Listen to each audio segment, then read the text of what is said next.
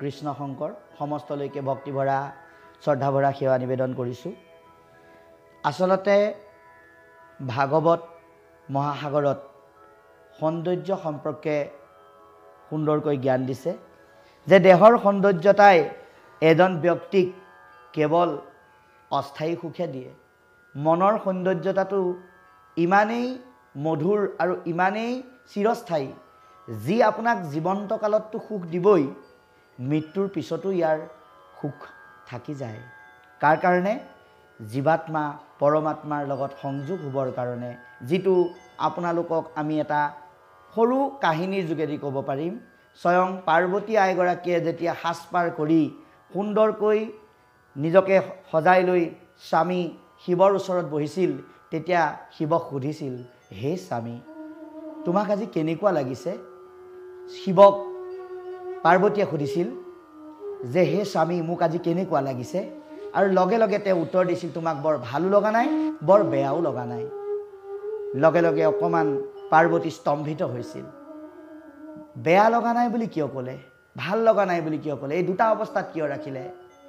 লগে লগে পাৰ্বতীয়ে পুনৰ স্থিতপ্ৰজ্ঞতা অটুট ৰাখি সুধিলে, স্বামী, কি কৰিলে সঁচাৰ্থত মই আপোনাৰ লগতে গোটেই জগতক সন্তুষ্ট কৰিব পাৰিম? কি কৰিলে চিৰস্থায়ী ধুনীয়াবিলাকৰ লগত নিজক একাত্ম কৰিব পাৰিম? সেই কথা শিৱই পাৰ্বতীক সুন্দৰকৈ বুজাই দিলে। আৰু আমাৰ অসম মুলুকক গৌৰৱ কৰি ৰখা দাৰ্শনিক পণ্ডিত যুগনায়ক বিশ্ববিশ্ৰুত সাহিত্যিক মাধৱদেৱে তেওঁৰ অনন্য সৃষ্টি নামঘোষাত শিৱ পাৰ্বতীৰ এই কথাখিনি লিপিবদ্ধ কৰিছে এনেদৰে। শুনিও পাৰ্বতী তুমি আবে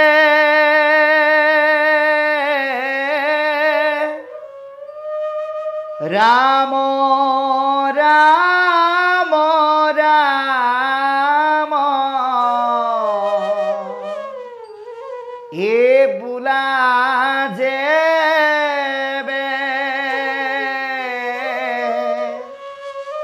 তোমাৰ বদন হইবে শ্ৰেষ্ঠ মূল। হে ৰাম ৰাম ৰাম হে ৰাম বুলি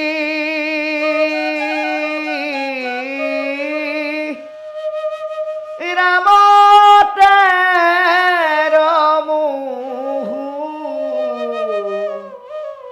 সৰ্বক্ষণ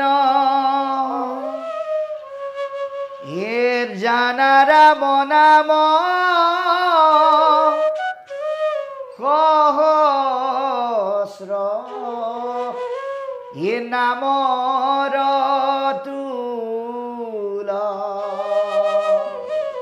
এ জানা ৰাম নাম সহস্ৰ নামৰ তুল। গতিকে ৰা শব্দটোৱে আমাৰ দেহৰ ভিতৰত থকা বেয়াবিলাক উলিয়াই ম শব্দই আমাৰ বাহিৰত থকা ভক্তিৰ ভালবিলাক হৃদয়ত সুমুৱাই লোৱাত সহায় কৰে, যাৰ দ্বাৰা আমি অন্তঃকৰণে ধুনীয়া হ'ব পাৰোঁ, যি ধুনীয়াই আমাক সঁচাৰ্থত আনন্দ দিয়ে।